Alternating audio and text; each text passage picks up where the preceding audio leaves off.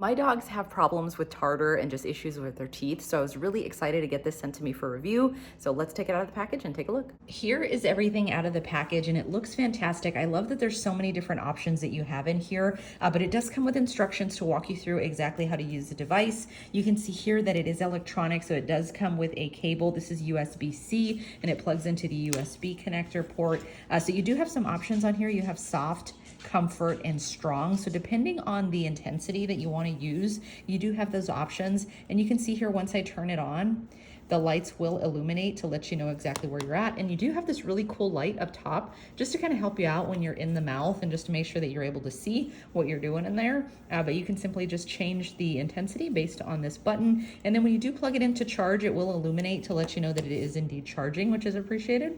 I'm just going to shut that off. Then over here, you can see that you have additional tools here just to help you out as well. I like that they do include a toothbrush, so you have the smaller end and the larger end. And then you do have a few of these tools as well. And you can see just the angle on this one is very unique and very cool. And then you also have the little mirror here to help you see what you're doing in there. So everything looks really great. The quality on this looks really fantastic.